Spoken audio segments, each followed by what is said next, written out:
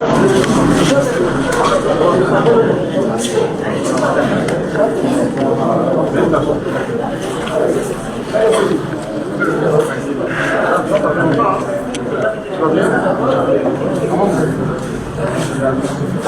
donc de laisser la place à nos autorités qui vont avoir à charge d'animer cette tribune, je vais saluer la présence de la haute direction du parti.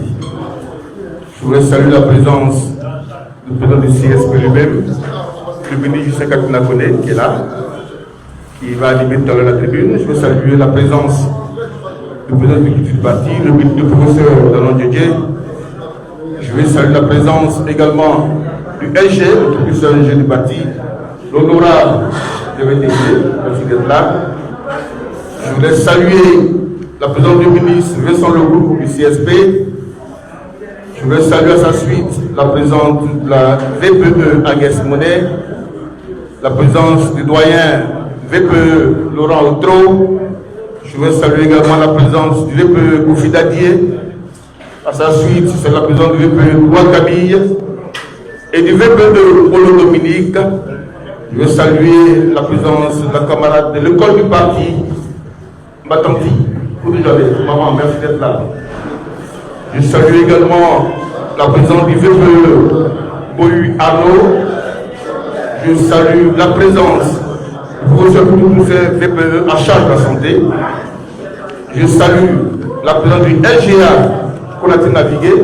Et je profite pour lui dire félicitations parce que à la tribune, et du moins à NCI le dimanche dernier après Bonois, il leur a donné la réponse qu'il fallait. Bien évidemment, nous, on n'est pas surpris parce qu'on sait que M. Koulatin Navigué est habitué à ces choses-là. Je veux saluer la présence du LGA Tongui, du LGA Komono, de la LGA Agogizel et de la LGA Fofana Nabizata.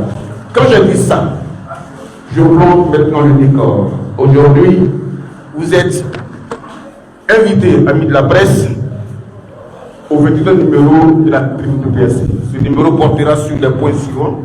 Il sera co-animé.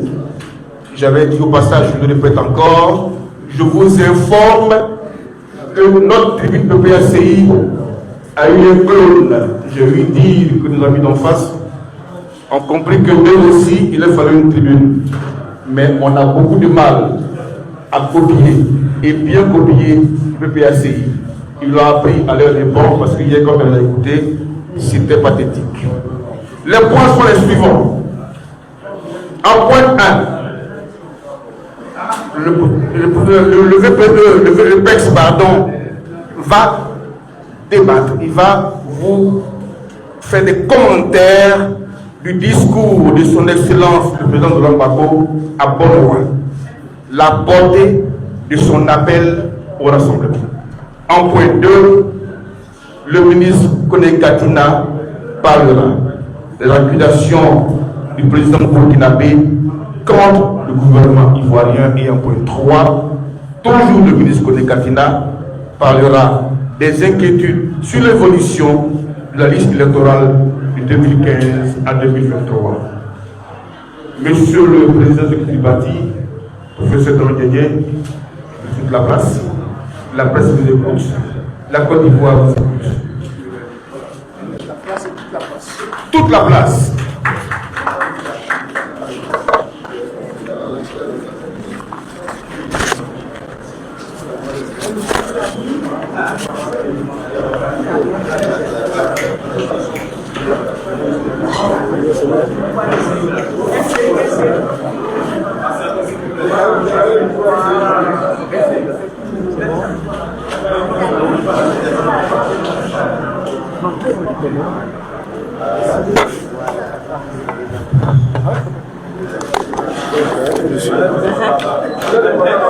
C'est pour qui le téléphone?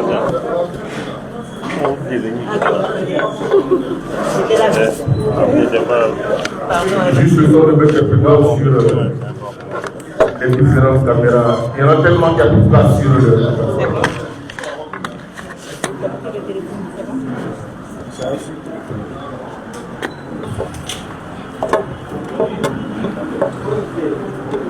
Les points.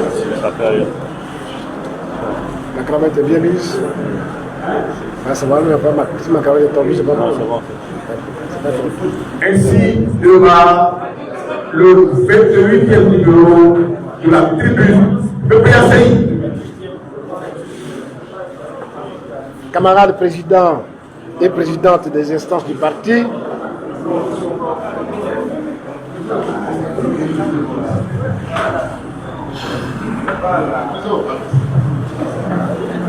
camarades présidents et présidentes des instances du parti, camarades membres de la direction du parti, camarades militants, militantes, mesdames et messieurs les journalistes, hommes et femmes de médias, vous toutes et vous tous qui suivez cette émission en direct, soyez salués.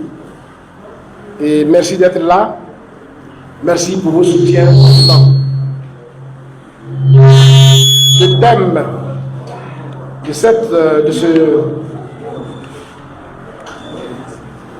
numéro 28 de la tribune que je vais animer porte sur le discours de son Excellence, Monsieur le Président Laurent Gbagbo à Bonoa, et plus particulièrement sur son appel au rassemblement. Notons que le dimanche 14 juillet 2024, à l'invitation de la population de Bonoa, son Excellence le Président Laurent Gbagbo s'est rendu à Bonoa, où il a bénéficié d'un accueil populaire, chaleureux, amical et fraternel de la pure tradition africaine et la pure tradition du peuple abouré. Je profite de l'occasion que vous m'offrez pour réitérer des remerciements sincères de son Excellence le Président Laurent Gbagbo au roi de Bonoa, Sa Majesté Nana Miesan Kakou Venance et sa notabilité, à l'ensemble des chefs traditionnels de Bonoa, de Yaou et de la région du Sud Comoé, ainsi qu'à leur population pour l'accueil fraternel et chaleureux qu'ils lui ont réservé. Je réitère les remerciements du président Laurent Gbagbo aux membres de sa classe d'âge, des Noudjou Atibele, et au révérend Crédit Valérie François Nobou, prédicateur supérieur de l'église Ariste du Sud Comoé et le prédicatoriat de Benoît. Ces remerciements au maire de la commune de Bonoa, aux camarades Ekra Elidje et l'ensemble du comité d'organisation, ainsi qu'aux militantes et militants et ses partisans, et à toutes les structures du parti pour leur extraordinaire mobilisation. Je réitère aussi le message de soutien et de solidarité à toutes les victimes des crises successives qui endeuillent notre pays. Le président Laurent Gbagbo les assure de son soutien personnel et du soutien du PPACI. Je réitère les vœux du président Laurent Gbagbo pour le prompt rétablissement aux camarades blessés dans l'accident de la circulation intervenu sur le chemin de retour. Ayant dit cela, chers amis, nous allons parler maintenant du meeting du président Laurent Gbagbo à Bonoa. Comme d'habitude, le meeting animé par son Excellence le président Laurent Gbagbo a tenu toutes ses promesses, aussi bien dans la forme que dans le fond. Dans la forme, il s'est mis dans la position d'un père de famille pour s'adresser au peuple de Bonoa parce qu'il se sentait visiblement en famille à Bonoa, chez Kadjo Amagua. Dans le fond, son Excellence le président Laurent Gbagbo a rendu un vibrant hommage au peuple de Bonoa, digne descendant de Kadjo Amagua, pour leur résistance à toute épreuve. Il a profité de cette occasion pour faire un cours d'histoire à l'auditoire en rappelant la résistance de Samori Touré et de Kadjo Amagua, qui furent déportés au Gabon par l'armée coloniale, comme lui, Gbagbo, fut déporté à La Haye par la communauté internationale. Vous remarquerez que c'était tout un symbole. Tout un symbole. La suite du discours du président a tourné autour de l'actualité politique et sociale, relativement à la malgouvernance du pouvoir qui engendre la souffrance des Ivoiriens dans tous les domaines. On pourra citer la cherté de la vie, les disparitions, la non-gratuité de la carte nationale d'identité, comme si le citoyen devrait acheter sa citoyenneté pour exister. On pourrait parler aussi des impacts environnementaux et sanitaires de l'extraction de l'air, de l'or et de l'orpaillage. De tous les sujets traités, l'appel au rassemblement lancé par son excellence le président Laurent Gbagbo a retenu l'attention des Ivoiriens parce que très attendu à ce moment précis de notre histoire. Quels sont les fondements de l'appel de Bonoa? Près de 15 ans après, où en sommes-nous exactement avec la gouvernance actuelle? En vérité, le constat est amer. La politique se confond ici avec l'affairisme. Les scandales s'accumulent. La cherté de la vie et les souffrances des populations sont banalisées. Les déguerpissements se démultiplient sans mesure d'accompagnement. Les élections sont dévoyées avec une commission électorale dite indépendante à la solde du pouvoir en place. Les partis politiques sont braqués. La citoyenneté est achetée avec une carte nationale d'identité hors de prix. Les suicides sont devenus le lot quotidien des Ivoiriens. Les péages routiers pullulent de partout. L'endettement exponentiel hypothèque la vie de plusieurs générations d'Ivoiriens. La Côte d'Ivoire va droit dans le mur. La Côte d'Ivoire va droit dans le mur si elle n'y est pas déjà. Le flux grossit. Son débit augmente. Il faudra forcément mettre fin à une telle dérive. Voilà pourquoi, le 14 juillet 2024, depuis Boloa, après une analyse sémiotique de toutes les souffrances du peuple ivoirien, le président Laurent Gbagbo a lancé un appel à ce terme. Il faut que ce gouvernement ne soit plus là en 2025. D'ici, je lance un appel au rassemblement, un appel à toutes les forces politiques, à tous ceux qui, comme nous, pensent que ce gouvernement ne doit plus être là, de venir et ensemble, nous allons travailler. J'ouvre mes bras et j'appelle mes collaborateurs à accepter de discuter avec tous ceux qui veulent nous rejoindre dans ce combat. Mais je veux une discussion franche, une discussion sincère, une discussion honnête. Voilà, chers amis, voilà l'appel de Bonoa. Pourquoi Bonoa? Il est important d'indiquer le choix historique de Bonoa et de la place Kadiou Amagua. Lorsqu'on n'est pas un esprit chagrin, on doit savoir que Bonoa est une ville de résistants. Le président Laurent Gbagbo l'a prouvé en citant l'Africain Samori Touré et l'Ivoirien Kadiou Amagua, qui est originaire de Bonoa. Ces deux personnalités africaines, ce qui les relie, c'est bien leur appartenance à l'Afrique de l'Ouest. Ces deux résistants à la pénétration occidentale, à la colonisation et à la destruction de nos cultures qui font qu'aujourd'hui, nous sommes pratiquement sans repère historique. En choisissant Bonoa pour lancer son appel, le président Laurent Gbagbo veut dire exactement ce que nous sommes. D'abord, parce que lorsqu'on ne sait pas ce qu'on est, on ne sait jamais où on va. Il vient de le prouver en acte. Lorsqu'il arrive à Bonoa, il affirme que c'est une terre de résistance. Les militants qu'il est lui-même. Cela dit, de cette terre de la résistance, Laurent Gbagbo a appelé tous ceux qui sont épris de démocratie. La raison est toute simple.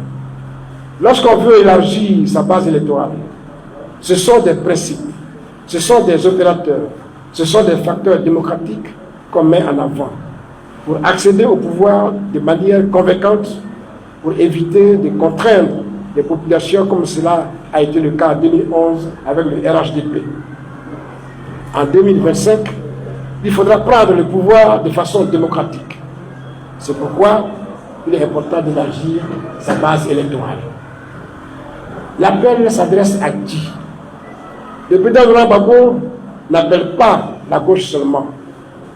Il n'appelle pas uniquement les progressistes à venir à lui, mais il appelle le peuple de Côte d'Ivoire, de tous bords, religieux ou politiques, tous ceux et toutes celles qui partagent les aspirations de rupture des peuples ivoiriens et africains. Cet appel n'est pas nouveau, comme veulent le faire croire les opinions négationnistes des évidences. À la création du PPACI, son Excellence le Président Laurent Gbagbo avait déjà lancé un appel au rassemblement. Des partis politiques et des personnes non affiliées au préalable à des partis politiques y ont répondu favorablement. Et on rejoint le mouvement fédérateur des forces de rupture lancé par le Président Laurent Gbagbo. L'appel des Bonois, aussi solennel qu'il paraît, est un appel de la volonté que le Président Laurent Gbagbo n'a de cesse d'exprimer depuis son retour de déportation. Cette fois-ci, il a pris soin de préciser les contours de son appel quant au destinataire. Il précise que son appel s'adresse à toutes les personnes de bonne foi qui veulent mener avec lui ce combat loyalement et sans petit calcul personnel. Les précisions du président Laurent Gbagbo sont importantes. La Côte d'Ivoire va mal et il faut de l'engagement et de la détermination pour la faire sortir de l'impasse dans laquelle elle s'engage. Le président Laurent Gbagbo a décidé que le régime RHDP soit défait en 2025. Il assurera ainsi avec la volonté de toutes les personnes de bonne volonté qui ont pleine conscience des mutations du monde et des enjeux des élections de 2025. Dans son appel, le président Laurent Gbagbo insiste en indiquant les conditions. Il faut être franc, sincère, honnête. Il ne demande pas que des gens viennent devenir Laurent Gbagbo. Non. Il veut qu'ils viennent dans la franchise, dans l'honnêteté et la sincérité, pour qu'ensemble, ils trouvent le génie ivoirien qui est nécessaire pour le succès de la noble ambition. Nous éviterons ainsi les erreurs du passé. Il faut rappeler que son Excellence le Président Laurent Gbagbo a toujours œuvré pour le rassemblement des forces politiques pour mener ensemble, avec plus d'efficacité, les luttes démocratiques qui s'imposent à nous. Ce fut le cas.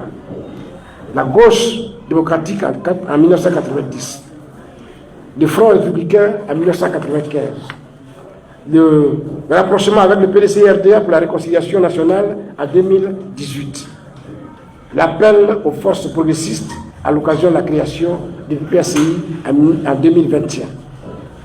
Camarades, à partir de l'appel de Laurent Gbagbo, tous ensemble, il faut que nous soyons tous ensemble pour un rassemblement franc, sincère et honnête. En avant, avec CAP 2025, je vous remercie pour votre très aimable attention.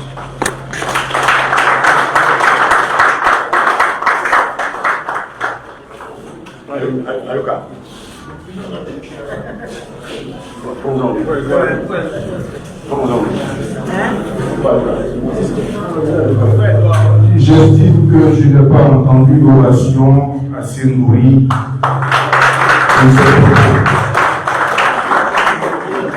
En fait, je parle d'ovation.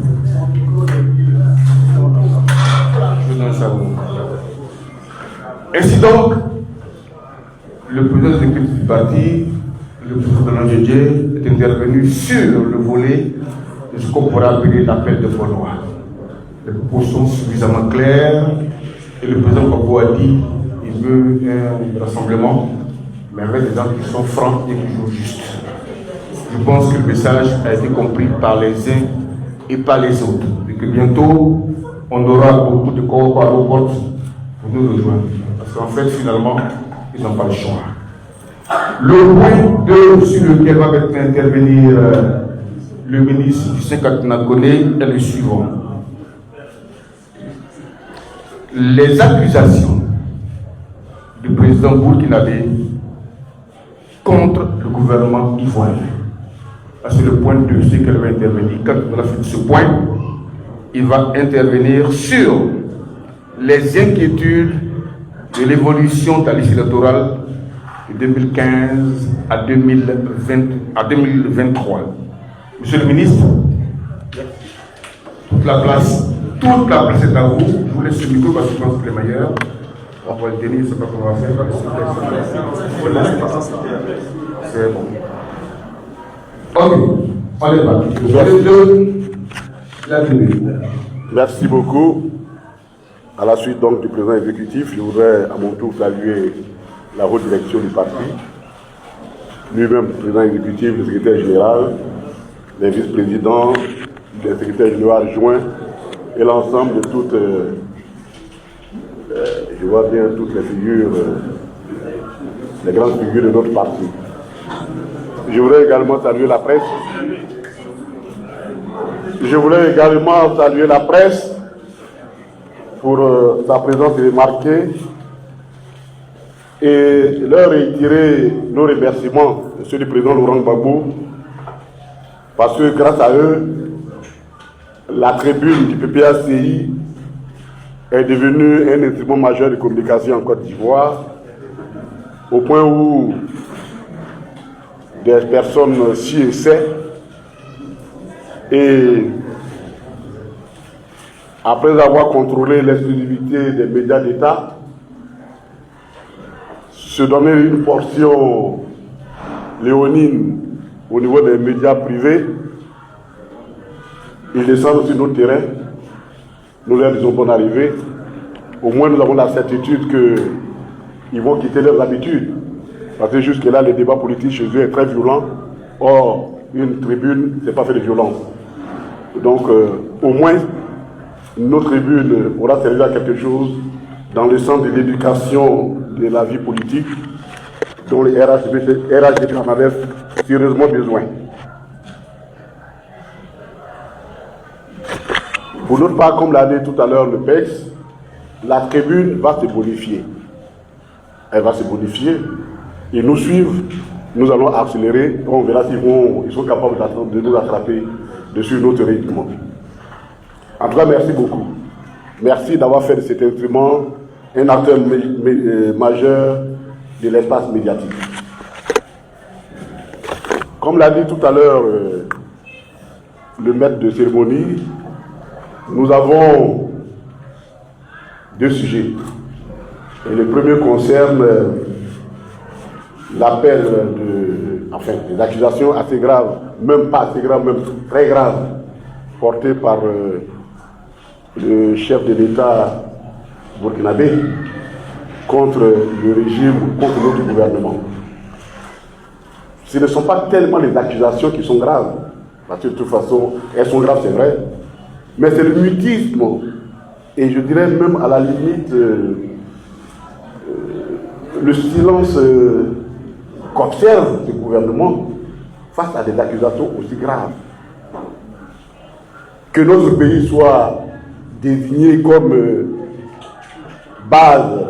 arrière-base pour déstabiliser un pays voisin et que le gouvernement se taise là-dessus, cela relève de deux choses. Les deux choses l'une, soit ils sont coupables, donc ils sont gênés, parce que quand on est coupable, on a du mal à répondre aux accusations, soit alors l'ivresse du pouvoir a fait depuis 15 ans fait que finalement, ils finissent par croire que c'est eux qui détiennent le pouvoir, qui sont les seuls détenteurs, les réels détenteurs du pouvoir, et que le peuple ne dit plus rien, le peuple, ça ne fait pas les problèmes. On dirait à Trècheville, on s'en fout du peuple, nous on avance, et puis faites ce que vous voulez faire. C'est de deux choses l'une. De deux choses l'une. Mais que ce soit l'une ou l'autre de ces choses-là, cela est grave dans le comportement d'un gouvernement qui se veut républicain. Les accusations sont précises, et pour ne pas écorcher les propos, pour ne pas qu'on nous prête des propos qui ne sont pas les nôtres, nous avons dit exactement ce qu'a dit le président de la transition, c'est comme ça on les appelle, je crois, le président de la transition du Burkina Faso. Il faut que nous disions exactement ce qu'il a dit. Nous n'avons rien contre le peuple ivoirien, mais nous avons quelque chose contre les dirigeants de la Côte d'Ivoire. Il y a bel et bien à Abidjan un centre des opérations pour déstabiliser notre pays. Personne ne peut le nier. Et nous ferons les preuves dans les jours suivants. Nous vous montrerons des preuves physiques et vous allez comprendre ce que nous disons. C'est très précis. C'est très précis. Ces propos ont été tenus le 11 juillet. Aujourd'hui, nous sommes le 17, le 18, et le gouvernement fait comme si rien ne s'est passé. Mais il n'y a pas que ça. C'est que dans sa livraison du 9 juillet dernier, Le Monde a également dit ceci.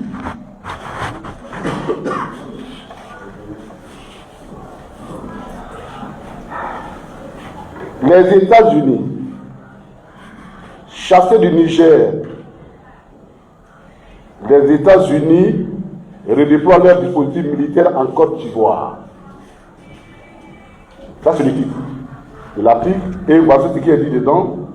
Abidjan a donné son feu vert à l'établissement d'une base militaire américaine près de la ville d'Odjélé, située au nord-ouest du pays, près des frontières de la Guinée et du Mali.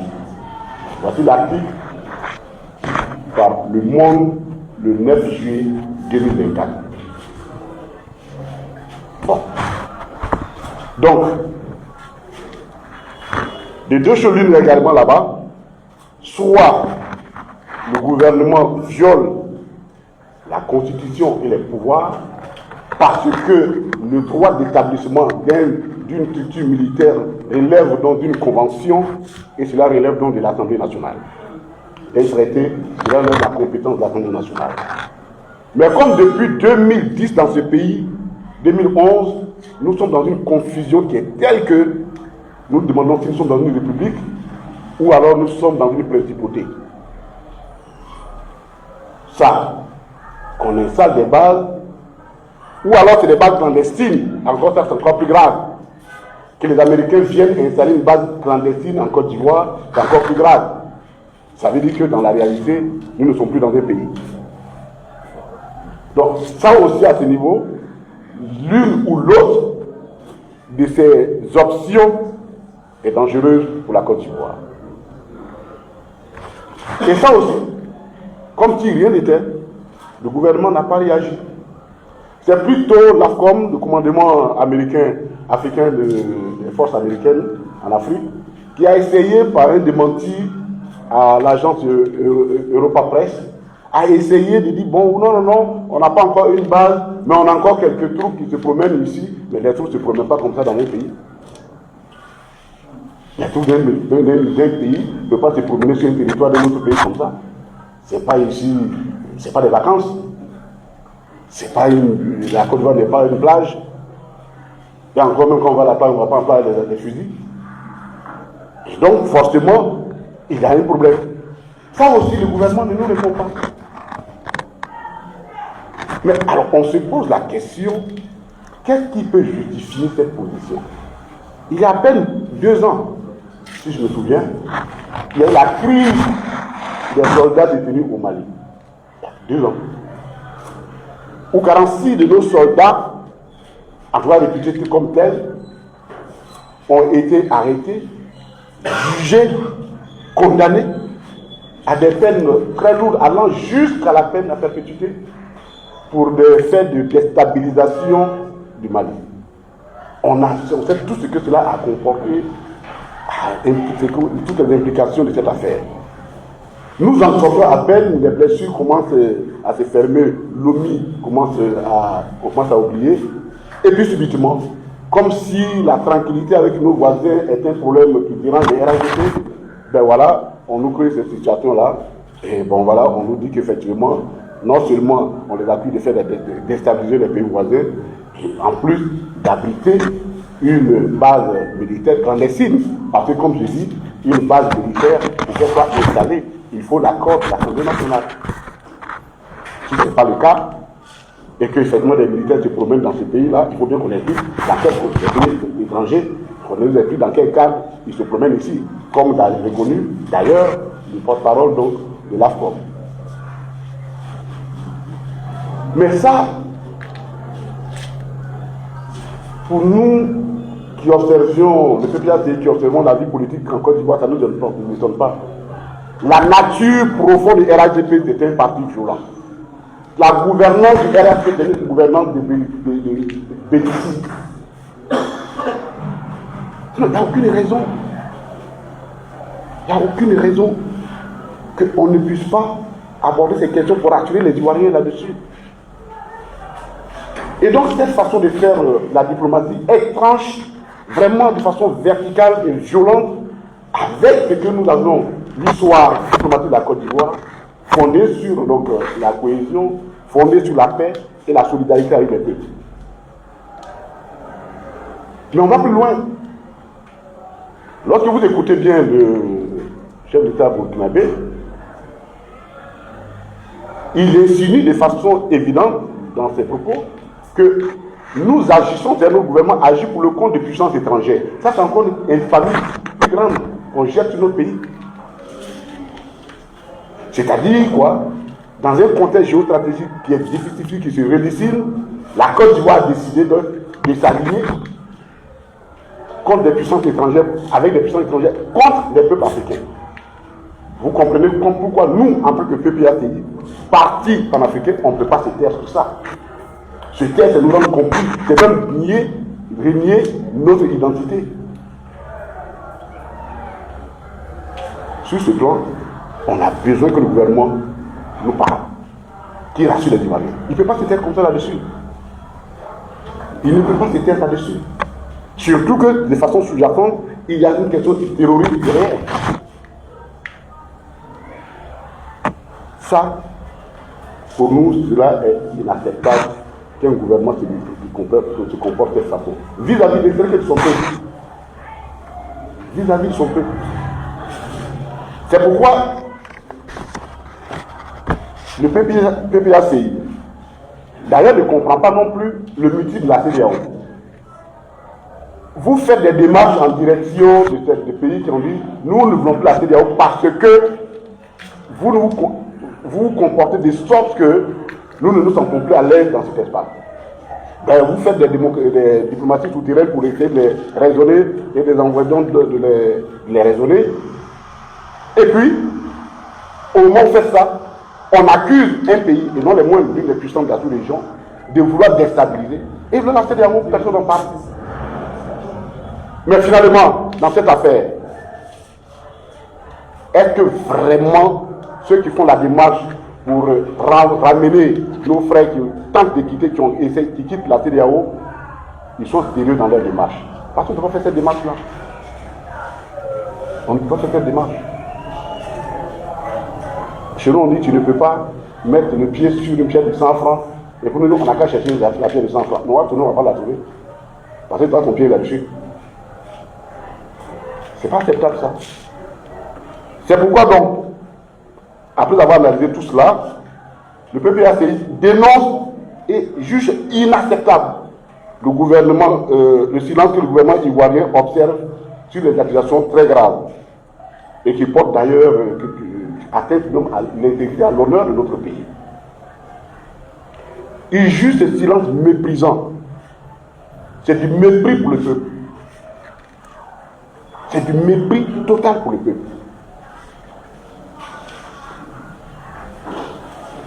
Il interpelle vigoureusement le gouvernement pour qu'il donne des explications sur cette affaire-là.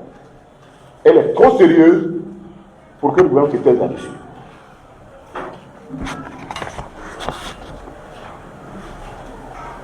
Elle exige également, le peuple exige également des explications sur la base, sur l'information, parce que ce n'est pas une rumeur, puisque c'est un journal qui a titré, de l'existence, en tout cas réelle ou à venir, d'une base militaire étrangère en Côte d'Ivoire située à Haut-Guinée. Ça, il faut qu'on donne des explications. Nous ne sommes pas les obligés du gouvernement de RHDP. Nous sommes des citoyens et nous avons le droit d'être informés. Et nous demandons au gouvernement de regarder l'histoire de la diplomatie ivoirienne et de quitter dans cette diplomatie belliciste. Et je crois que déjà, le président Laurent Gbagbo avait déjà dénoncé cela lorsque les trois pays ont décidé de quitter la CEDEAO, avait dénoncé effectivement la diplomatie belliciste de la Côte d'Ivoire, qui n'a rien à voir avec nos pratiques.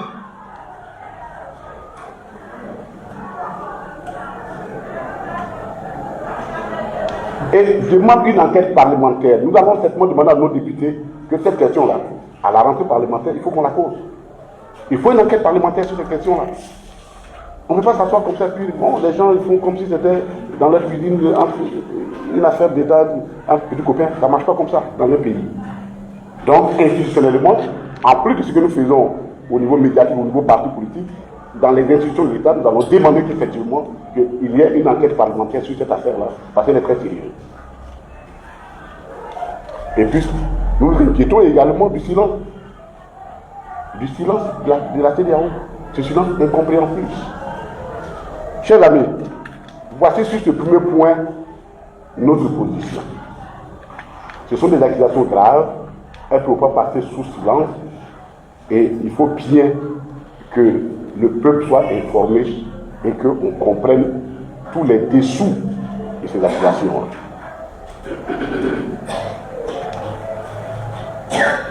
C'est d'autant plus important que nous allons à des élections.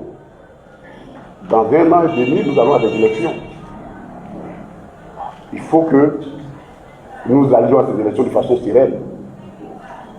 Or, et ce sera le deuxième point, quand nous observons la liste électorale, l'évolution de la liste électorale, ce sera le deuxième point de notre intervention, nous sommes inquiets. Nous sommes même très inquiets.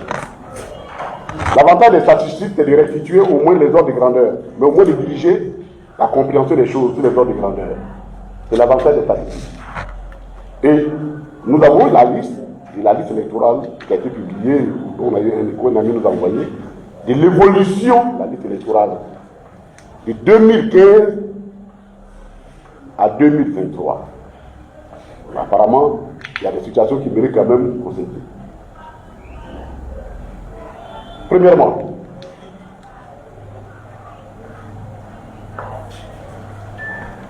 la moyenne de progression sur ces 10 années, ou près de ces 8 années, c'est 21%. C'est-à-dire de 2015 à 2023, la liste électorale a évolué de 21%, la moyenne. Mais on est quand même curieux de savoir pourquoi chez nous là-bas, nous, on avance trop vite par rapport aux autres. Quand je dis chez nous, je parle de chez moi, je parle du Nord. C'est de ça que je parle, c'est ça qui est le problème. Ça fait partie de nos inquiétudes. On va donner des chiffres. On va donner seulement des chiffres et chacun fera son commentaire.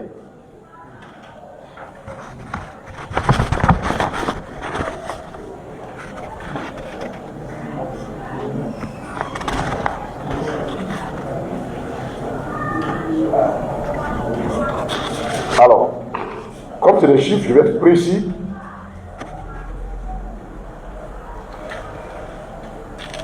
D'abord, dans ce tableau, on va vous dire ceux qui sont dans tout juste un peu au-dessus de la moyenne nationale, vous trouvez le Cavali, le Béquet, le Sud-Comoué, le Gontougou, la Mé, la Bagoué, la Nibi-Tchassa, le Hambol, l'Indénié. Ils sont dans la fourchette entre 20 à 25% d'évolution.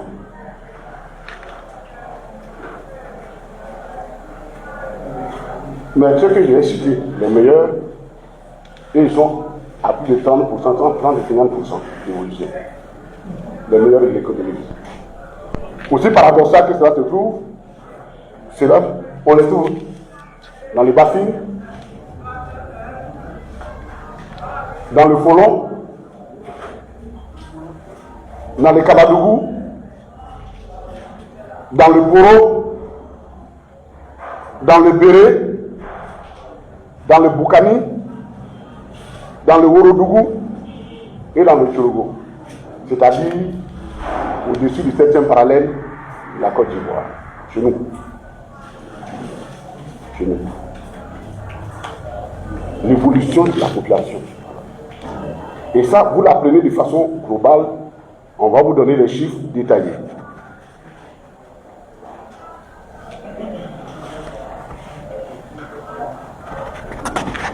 Alors,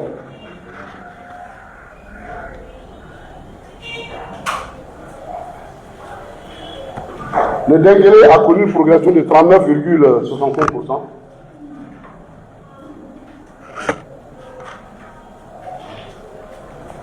La savane, c'était l'ancienne appellation des districts, 29,83%. Le Woroba, vers Odile, 37%. La moyenne est 20-21%. Mais nous, on est là-bas déjà.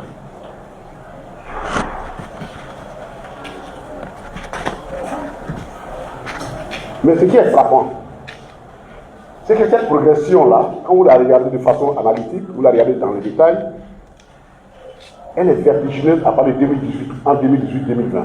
On ne sait pas ce qui s'est passé. On ne sait vraiment pas ce qui s'est passé. On donne un exemple.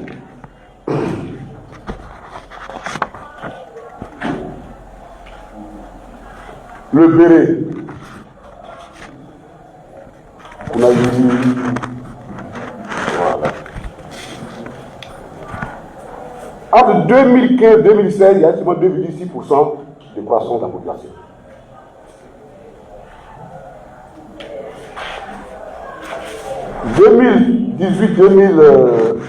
À partir de 2018,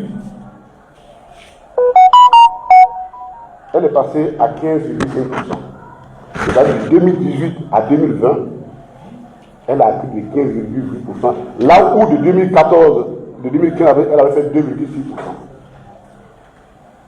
Écoutez ça bien. La Bagoué, c'est chez Navigué. C'est chez Navigué.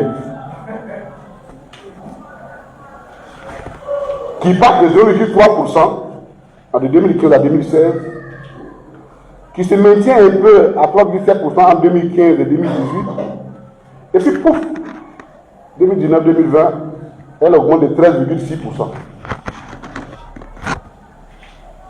Qu'est-ce qui s'est passé?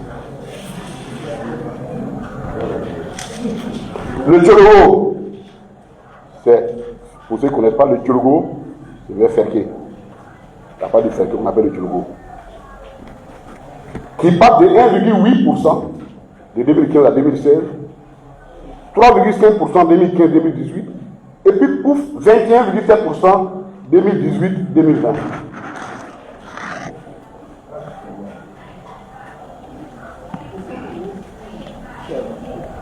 Le Poro, c'est mon grand frère Malik, qui passe de 2,3% en 2015-2016, 4,2% en 2016-2018, 30% 2018-2020. Franchement, même si,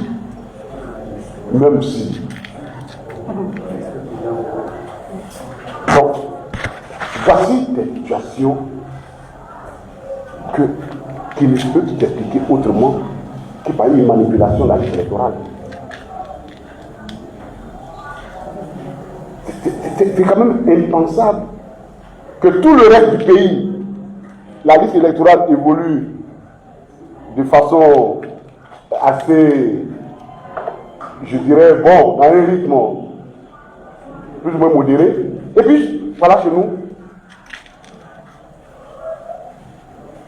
ça s'accélère.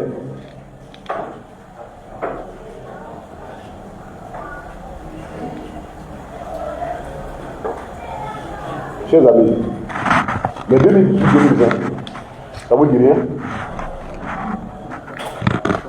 C'est quoi le mandat?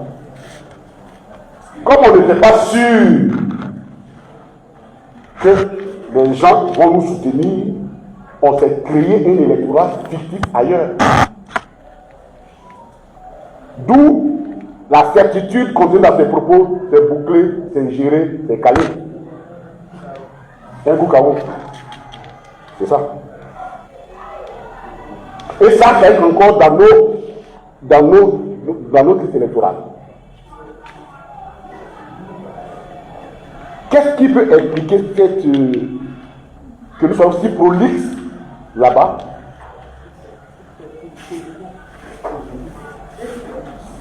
Si fertile, mais encore que ça suppose que ce stock-là existait avant, puisque ce n'est pas des nouveaux-nés qu'on a pris. Donc ça suppose que c'est un stock qui existait avant. Et bien ce stock était où? Ou subitement s'est retrouvé là-bas. Soyez sérieux. Et quand nous disons ça, nos amis là-dessus, ils pensent qu'on est contre. Non, personnellement, j'ai beaucoup d'amis avec eux, on a des amitiés avec eux. Mais ça là, on ne peut pas continuer de fermer les yeux sur ça.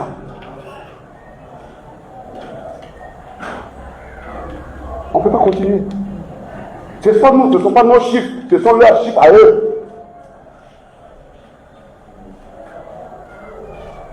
Ce sont nos chiffres à eux. Et vous allez voir les zones les moins qui avancent le moins. Vous allez comprendre. Il y en a qui n'avancent pas dans leur calcul.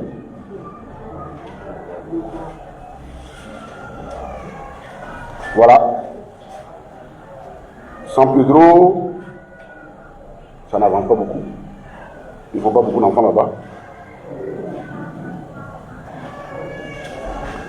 Le Guémont, ça n'avance pas. Bon, peut-être il y a une autre explication, ça on ne va pas le dire au micro, peut-être qu'on va le dire hors micro. Le Guémont, c'est chez les Ouais. La Nawa, tu évolues très péniblement chez vous. Voici les zones, les faibles zones. C'est quand même curieux, non? C'est quand même curieux, non?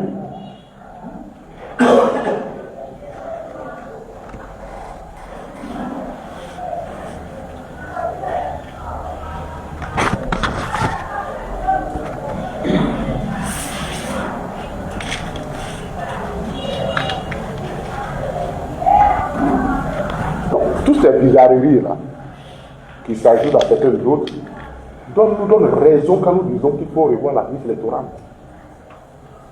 Si nous ne voulons pas faire des élections en Côte d'Ivoire de cette formalité pour légitimer la manipulation et le RDR, mais il y a une bataille à mener. Et donc le sens de l'appel du président Laurent Gbagbo, dont a parlé tout à l'heure le président exécutif. On ne peut pas aller à des élections avec ça et puis dire bon, on va gagner.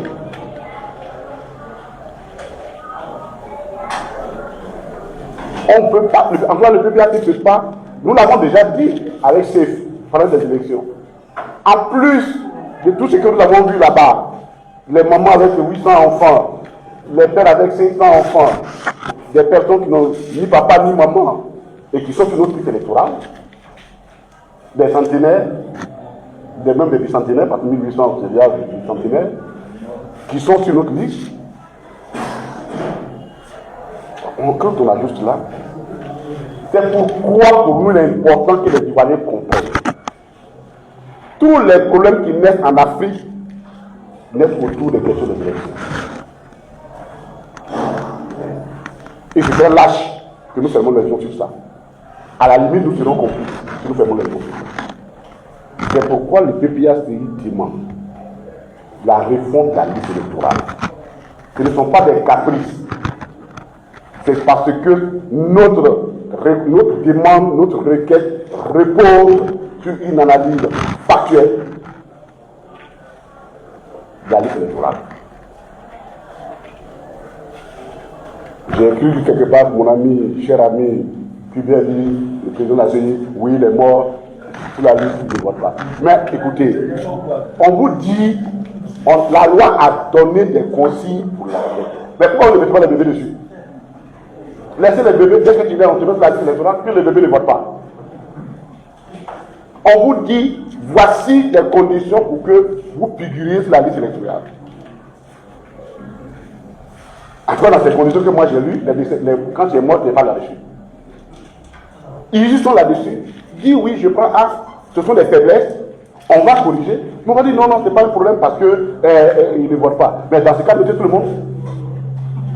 Mettez tout le monde dessus. Non. Soyons sérieux. Oui, oui. C'est-à-dire, sur notre liste là, les morts peuvent figurer, mais il y a certains vivants qui ne peuvent pas figurer. Notamment le président Laurent Gbagbo.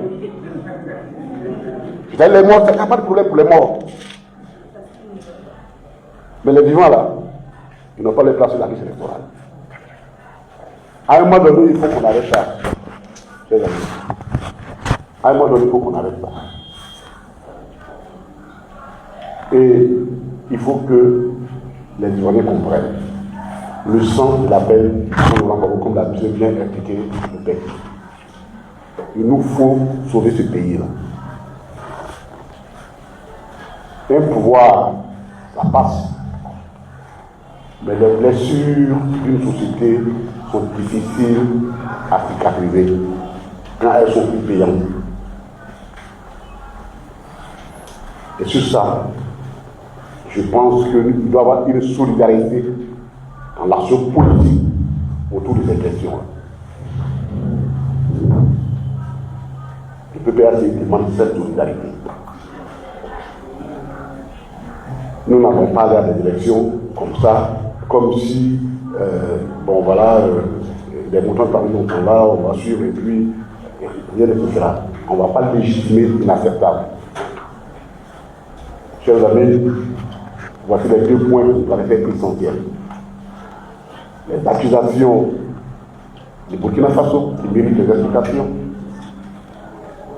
et cette liste électorale dont la progression particulière paramétrée nous inquiète et exige qu'il y ait un profond toilettage et une réforme de la liste électorale. Je vous remercie.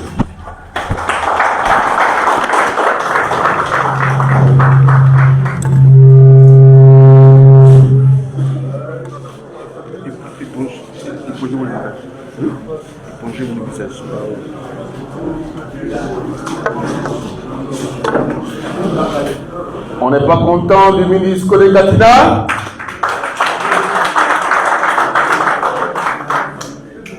Je vais dire, le ministre Kone Katina a fait du Kone Katina. Tout ce qui est toujours bon. Les propos du ministre à la suite du président exécutif sont suffisamment clairs. Et je pense que les thèmes débattus ici pourront faire l'objet de beaucoup plus de commentaires. Je demande à la presse, vous qui avez l'habitude de titiller avec des questions, si vous en avez, on va prendre différentes questions puisqu'ils sont 2 animateurs. Vous vous présentez votre organe et vous posez directement la question. On a un micro derrière. C'est bon, le micro est ouvert? Tenez ça, tenez celui-là.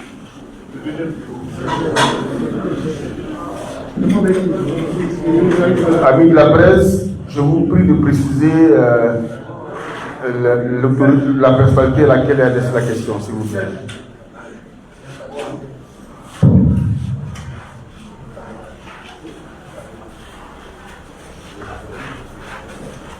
Merci, monsieur le ministre. Katina et Tanon Yeye. ces brillants exposés. La première question va s'adresser au président Olivier. Présentez-vous et portez votre organe, s'il vous plaît. Je suis Compson Zabo, du journal La Nouvelle Alliance. Donc, je disais que ma première question s'adresse au ministre Olivier. Après l'appel de Benoît, il y a eu une polémique qui s'est soulevée dans le débat politique. Il y en a qui disent que l'appel de Benoît vient en retard et que Laurent Gbagbo aurait pu le faire dès son retour en Côte d'Ivoire. Quelle réponse donnez-vous à ces polémiques? Ma deuxième question s'adresse au ministre Tony Katinan.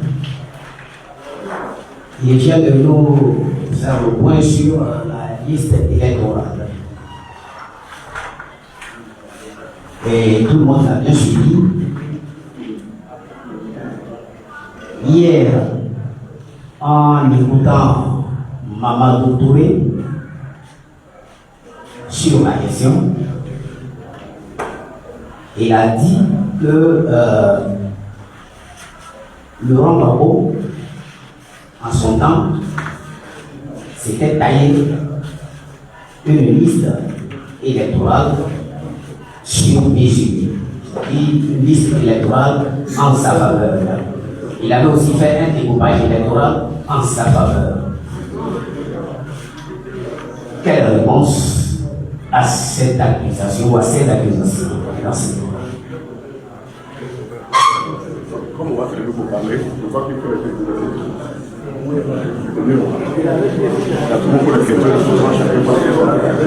Ok, donc on va prendre 5 questions qui sont réparties et puis les intervenants vont venir. Bonjour, c'est Jacques Cabral pour l'AFP. Alors, vous dites que le parti au pouvoir et le gouvernement n'ont pas répondu aux propos faits par le président de la Fondation Burkina Faso. Mais hier, lors du point de presse du RHDP, le porte-parole Kobenan Kwasi Adjumani a dit les propos suivants: la Côte d'Ivoire n'a aucun problème avec les pays qui nous environnent. Au contraire, ce sont nos frères et sœurs. Vous avez vu le dispositif mis en place par le gouvernement ivoirien pour accueillir tous ces frères et sœurs qui ont des difficultés réelles à vivre dans leur pays et qui trouvent comme refuge la Côte d'Ivoire. Qu'est-ce que vous avez à répondre à ceci, monsieur le président? Merci.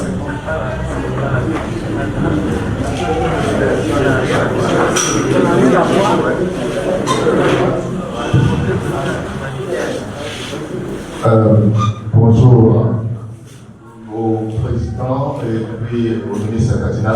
Ma question, est relative à... Présentez-vous, oui, excusez-moi, votre organe. Je suis David Bédia du Canal Ivoire. Voilà, ma question est relative à la liste électorale. Et puis, avant même les élections municipales, je crois que le CIF, le ministre a dit, le CIF n'a fait dénoncer les mêmes choses, les mêmes irrégularités. Et malgré cela, on est allé aux élections, on a vu les résultats. Et c'est ce qu'on a fait de reprendre encore.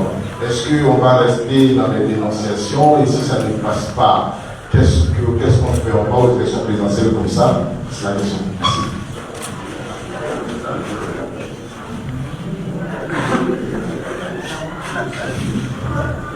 Bonjour, je suis Omar Abdelkader de Soir Info.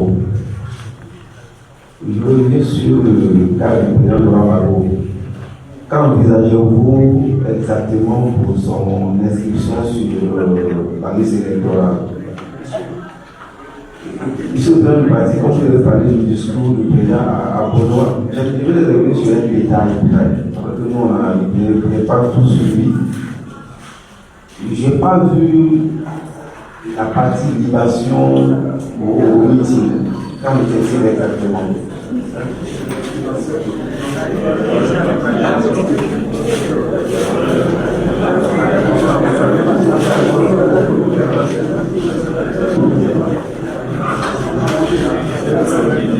Bonjour monsieur, je suis... On fait du calme, on écoute s'il vous plaît. S'il vous plaît. La première question s'adresse au ministre de la République. Vous venez d'être nommé fraîchement l'interlocuteur unique. Vous menez la discussion avec ceux qui président le juin de on verra à laquelle il va passer. On va organiser cette tâche tout d'attendre. Comment apprenez-vous cette tâche tout d'attendre avec vous une stratégie? Deuxième question s'adresse au ministre président. Vous n'avez pas oublié de poser deux questions. Comment? La deuxième question s'adresse au ministre président. Quel répondez-vous à ceux qui disent que le meilleur audit, c'est la révision de la liste électorale? Le meilleur audit, c'est la révision de la liste électorale. Le meilleur audit, c'est la révision de la liste électorale. je vais répéter, il dit, le président de la CEI a dit que le meilleur audit, c'est la révision de la liste électorale. C'est cela. Merci. Bonjour monsieur, Karine Kassi de la prochaine Nord, je suis justement ici, je suis là. Alors ma question est la suivante. Le président Laurent Gbagbo a appelé à l'union des partis politiques de l'opposition. Je souhaiterais savoir comment ça va se faire dans la pratique. Est-ce que les pouvoirs les partis politiques du président Chavende, de Mme Simone Gbagbo se sont tout à fait devant vous, mais c'est vous qui est vers vous. Merci beaucoup.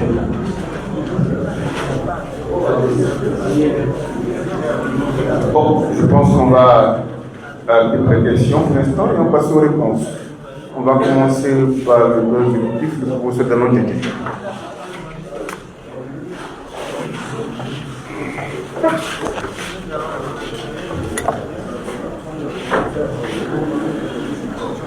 Merci, chers amis. Merci, chers amis.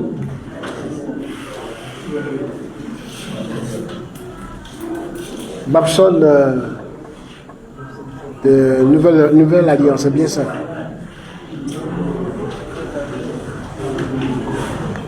Bien. Les polémiques disent que l'appel du président est venu en retard. C'est bien ça. On dit qu'il vaut mieux tard que jamais. C'est ce que l'adage dit. Mais au lieu de dire qu'il vaut mieux tard que jamais, je voulais juste dire que le président Laurent Gbagbo, il a une claire vision de ce qu'il fait en politique.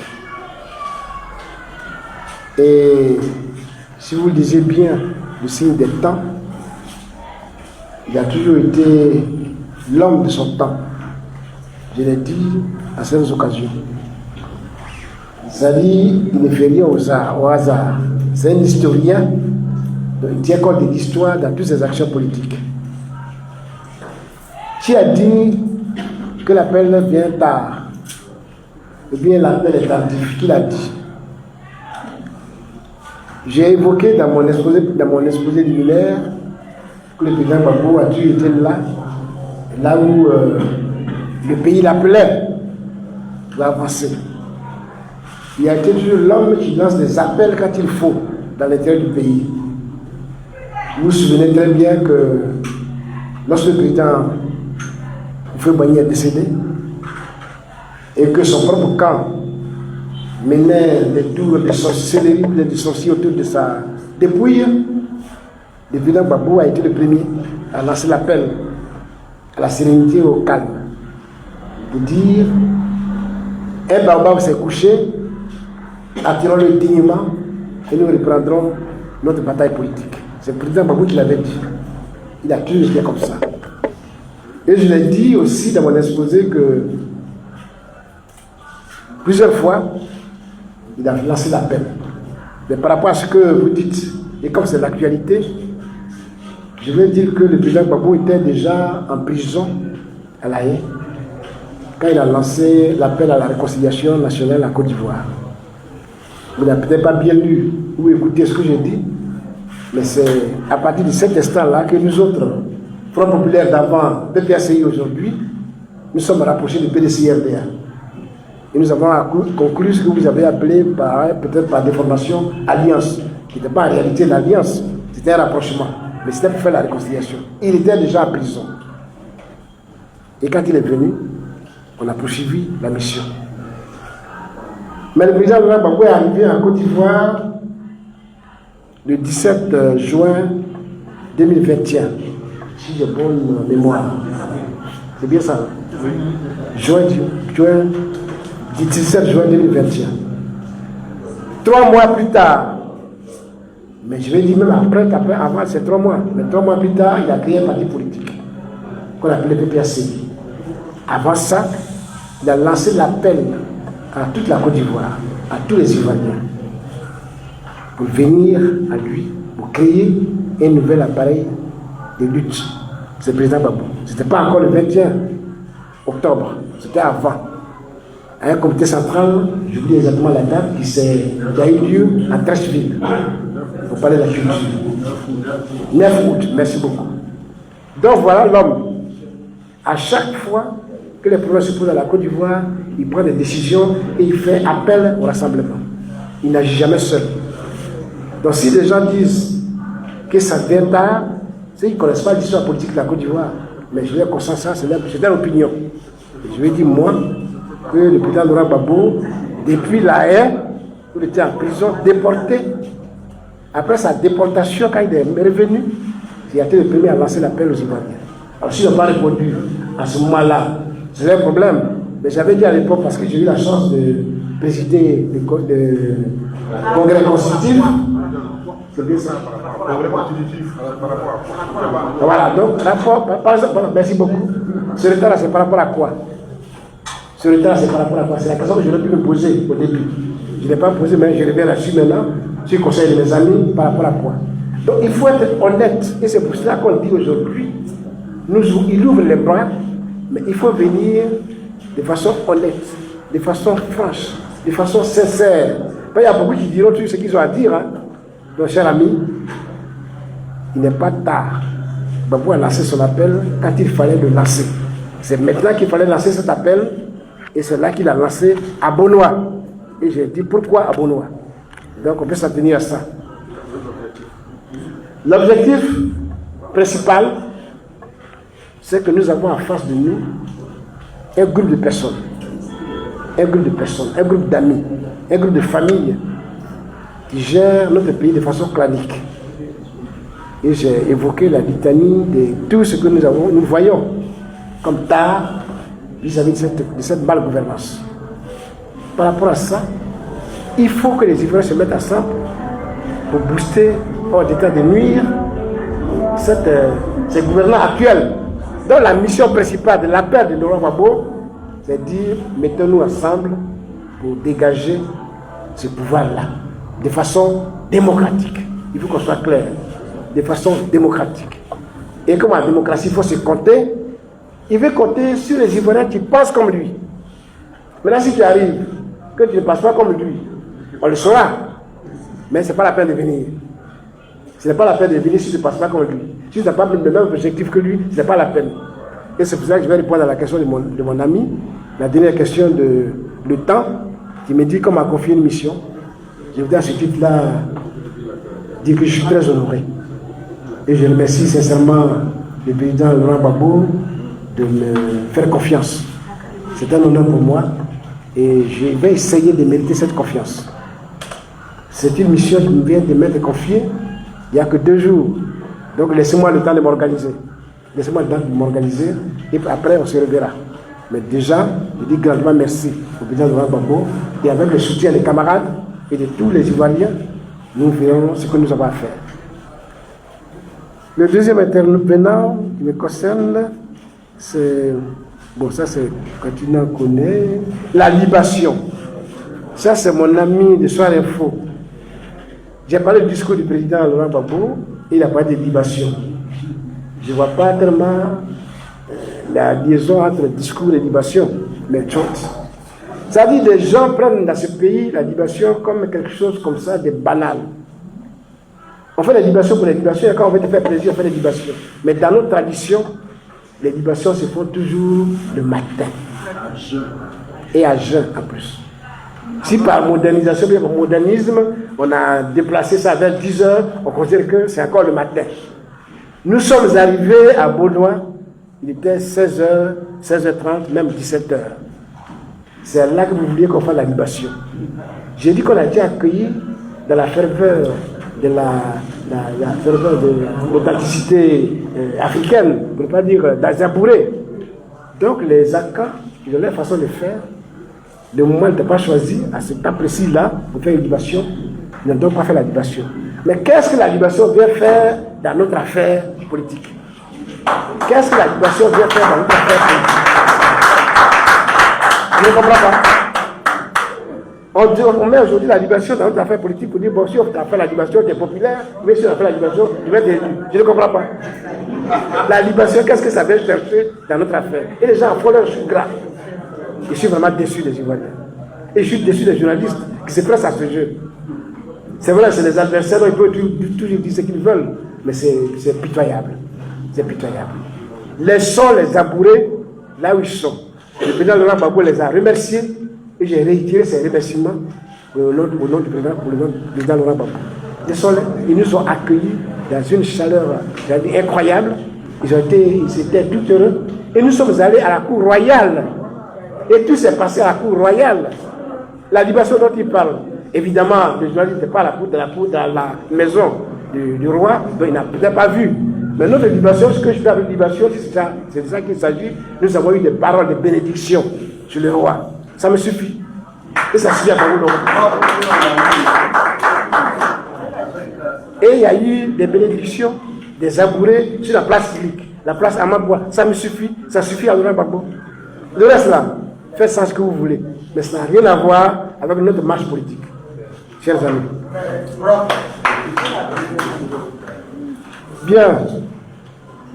Je crois que j'ai tout dit concernant la présence du président Laurent Gbagbo à Mossou, concernant les questions sur Mossou.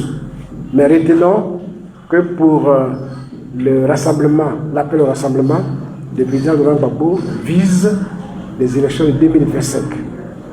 Venons au rassemblement pour gagner les élections de 2025.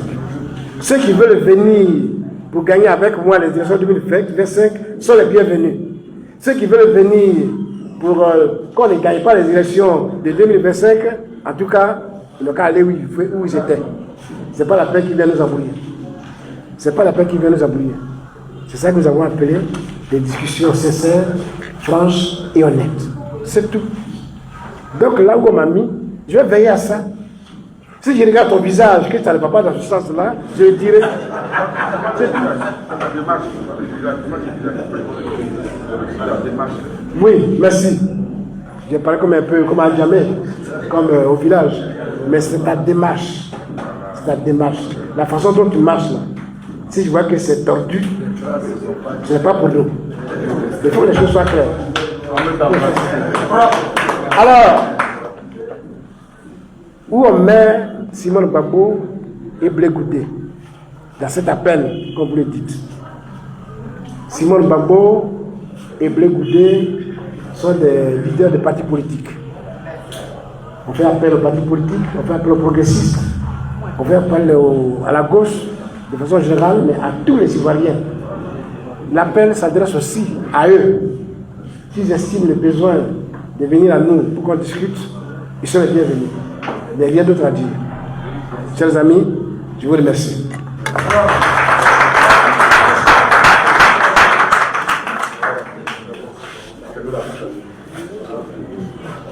Je pense que les propos du président exécutif sont suffisamment clairs, que ceux qui veulent comprendre, comprennent. Il a dit, ainsi a parlé le PEX. On va passer maintenant la parole au ministre Kodé Katina, qui va à son tour se soumettre aux questions, va répondre aux questions que vous avez posées. Monsieur le ministre. Merci beaucoup, cher abbé.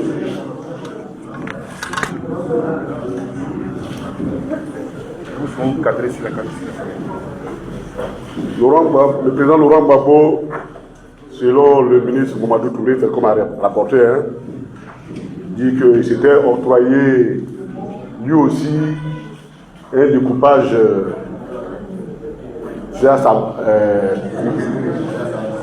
cousu à sa mesure. Alors, le problème avec nos adversaires de RHDP, il faut les comprendre. les RDR, il faut les comprendre. C'est vrai, c'est les RDR. Il faut les comprendre. Ils ont une excuse, même si ce n'est pas absolutoire, on leur accorde cette excuse. C'est que depuis 2000, au moment où le président Laurent Gbagbo s'attelait à construire la République, eux, ils avaient un autre plan. Donc, ils étaient tellement occupés à faire ce plan, préparer ce plan, qu'ils n'ont même pas vu, ils ne sont informés de rien, en dehors de leur préparatifs pour le maquis. C'est tout. Sinon, quelqu'un qui est en Côte d'Ivoire ne peut pas dire ça. Qui connaît l'histoire de la Côte d'Ivoire ne peut pas dire ça. Mais on va leur rappeler quelque chose. Le président Laurent Gbagbo a été élu le 26 octobre 2000. Et tout le monde sait dans quelles conditions. Ce n'est pas lui qui avait établi la liste électorale sur laquelle il a été élu. Ce n'est pas lui. La preuve, c'est que quand on allait aux législatives, on allait au coude à coude avec le PDCI. On allait au coude à coude avec le PDCI. Mais si le président Gbagbo avait décidé de donner 10 députés à maman, il aurait 10 députés à maman. C'est la réalité. Nous sommes allés aux élections municipales avec la liste électorale. Le président Laurent Gbagbo était candidat. Nous avons perdu ces élections en 2003. Le RDR a eu beaucoup de communes. Donc quand on ne connaît pas l'histoire de son pays, on se tait. Et puis c'est mieux, on demande, on s'informe et on vous informe. Quand nous sommes allés au dialogue politique, la question a été posée par tout le monde. On dit, qu'est-ce qui a justifié que vous changiez du coup le mode d'évaluation du découpage électoral? Qu'est-ce qui peut justifier que ici, la moyenne pour être élu maire, c'est 57 000 voix, et là-bas, dans certaines zones, c'est 2000, 1500 voix. Qu'est-ce qui peut justifier ça? Qu'est-ce qui peut justifier que ici, pour être député à Abidjan, à Gagnoua, à Zopé, il faut un minimum, la moyenne électorale des voix, se trouve autour de 25 à 30 000, et le même député, là-bas, c'est fait avec 2000 voix. Qu'est-ce qui justifie ça? Ça, excusez-nous. Alors on dit non, on a essayé de faire des arrangements. On dit, c'est quoi les arrangements? Le principe de base de la démocratie, c'est la population. Tous les autres éléments, ils viennent tout simplement pour corriger. Donc, l'élément de pondération ne peut pas être l'élément fondamental. Il doit être l'élément fondamental. Ça aussi, ça relève la bonne logique. Ça relève la bonne logique. Donc, ce qu'il dit, accordez-lui l'excuse de... Bon, il n'est pas là-bas, c'est un ministre, mais il ne le sait pas. Bon, c'est la même chose, hein, mais je le dis élégamment, ou autrement. Oui. Madame de l'AFP, les propos du chef de l'État burkinabé le gouvernement, c'est-à-dire le gouvernement. Il n'a pas dit les RADP ou les RDR. C'est que Adjumani est venu dire là. Ça là, ça n'engage que eux, les partis politiques, mais pas la Côte d'Ivoire. Parce que c'est eux qui dirigent la Côte d'Ivoire et donc c'est le gouvernement qui doit répondre. Voilà la différence. Mais évidemment, dans leur confusion, ils vont finir par croire qu'ils sont un parti État, donc ce qui se fait à la rue de Pique, c'est la Côte d'Ivoire. Non, ce n'est pas la Côte d'Ivoire. Ça concerne les militants des RDR.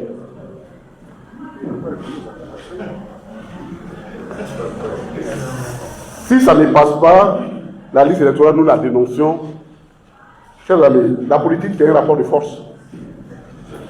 C'est un rapport de force. Et il faut que nous travaillions à créer le rapport de force qui nous permet de justifier, d'obtenir ce que nous voulons. Surtout que ce que nous réclamons relève de la justice et de la morale. J'ai écouté mon ami, je l'aime bien, c'est vraiment un ami, moi je cartonne mes amitiés. Cuibert, c'est un ami. Je l'ai écouté. Mais j'ai deux problèmes avec lui. Je vais lui dire, hein. Mais comme je vais lui dire en cachette, je lui dis ça publiquement pour qu'il sache ce que je lui dis en cachette.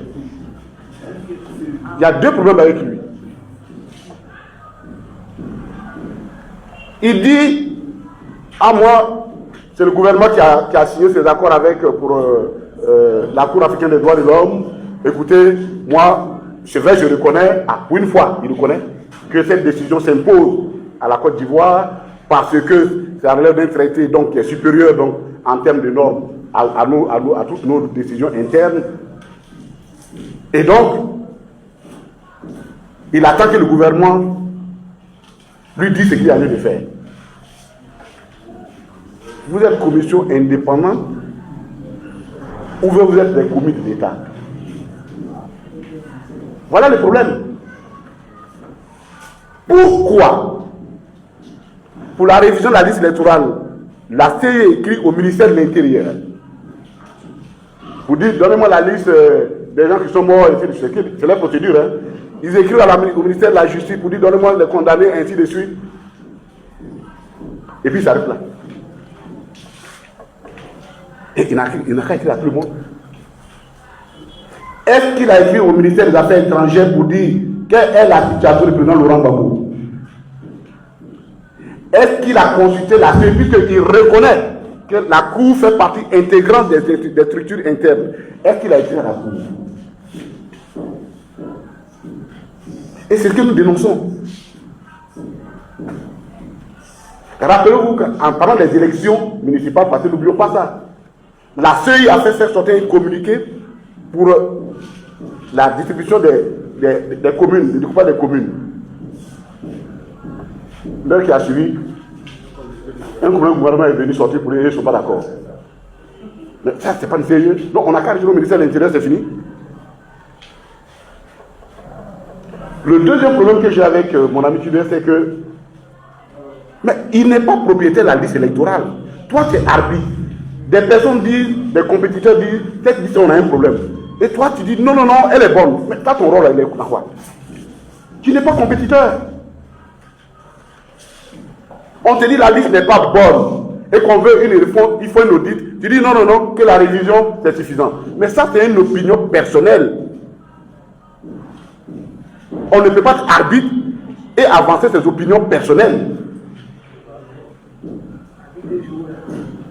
Si le PDCI, le PPACI, un seul des partis de l'opposition disent cette liste-là, elle nous pose problème, le président de la CEI, qui veut être correct et normal, ok, je prends acte, il faut que nous trouvions un moyen pour corriger. Non, on ne vient pas justifier, ce n'est pas toi qui as fait la liste. Toi, tu as quel problème? Et quand on va dire que tu es militant, tu dis non, tu n'es pas militant. Mais c'est des opinions personnelles que tu émets dans une affaire qui concerne des compétences dont tu es arbitre. Ça ne passe pas. On va faire comme l'arbitre de mon village qu'on avait corrompu pour gagner un match. Et puis il a donné penalty, 3 fois penalty. L'autre tireur, il a raté les deux premiers penalty. 3e penalty, il veut venir, toi là, tu ne tires pas.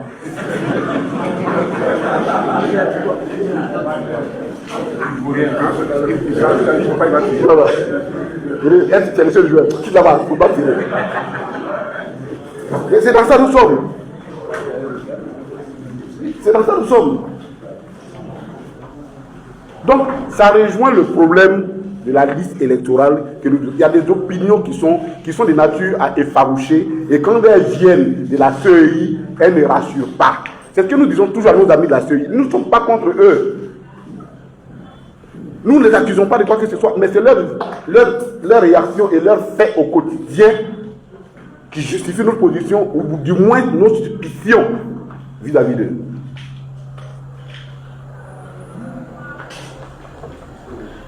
Donc, qu'est-ce que nous allons faire? Nous allons travailler à renverser la liste des rapports de force. C'est notre rôle, c'est pourquoi le président Gbagbo nous a nommés. C'est pourquoi il nous a nommés. Qui président, qui président, qui secrétaire général, qui vice-président. Notre rôle, c'est de ça. Travailler à changer. Parce qu'il n'est pas juste que nous nous acceptions, nous nous accommodions avec l'injustice. Ce n'est pas acceptable. Or, je pense qu'ils ne vont pas s'amuser à arrêter le président Laurent Gbagbo la liste électorale. Je pense qu'il y a des amusements après quand ça atteint limite. Bon, on arrête des amusements quand même.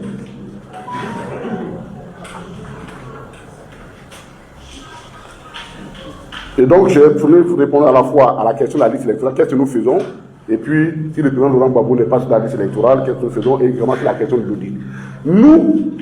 Nous sommes même pas, nous allons auditer. Il y a eu des audits dans certains pays, il y a l'expérience des audits quand même, qui font la révision. Au Sénégal, il y a une audit de la liste électorale. En Guinée, il y a il y a 2 millions de personnes qu'on a trouvées qui n'étaient pas sur la liste électorale, on les a enlevées. Et il n'y avait pas de révision là-bas. Il n'y avait pas de révision.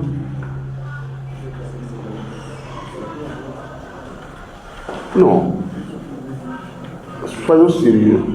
Le président Laurent Gbagbo s'est battu avec ses camarades pour qu'on ait un minimum de démocratie en Côte d'Ivoire. On ne va pas accepter s'asseoir que les gens ils vont la fossoyer de cette façon-là, parce que ça ne leur convient pas, parce que ce n'est pas dans leur ADN, parce que ce n'est pas comme ça qu'ils conçoivent la vie démocratique. Nous allons nous battre. Et parce que lorsqu'il y a une injustice, on se bat et on la combat. On ne va pas démissionner sur cette affaire. Nous n'avons pas démissionné. Comme nous l'avons dit, nous n'avons qu'un seul candidat. Soit nous battons, soit alors on ne va pas aux élections. Or, on veut aller aux élections. Et on veut gagner les élections. Donc, on n'a pas le choix. On doit se battre. Chers amis, voilà un peu ce que nous voulons dire. Merci pour votre présence, Tex. Merci pour votre présence à cette tribune. Et on va se donner rendez-vous très prochainement. Il y a une autre question? Oui, j'ai oublié votre question. Je voudrais que vous soyez un peu plus explicite pour nous. C'est quoi ce débat jusqu'au bout? Bon, alors. Non, mais je vais répondre. C'est pas compliqué.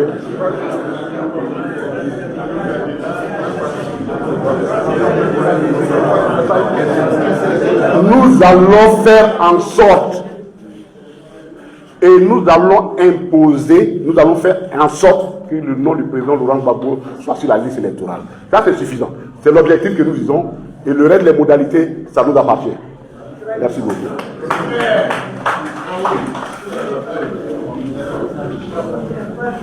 Merci beaucoup, chers amis. Merci et dans 2 semaines. Merci beaucoup.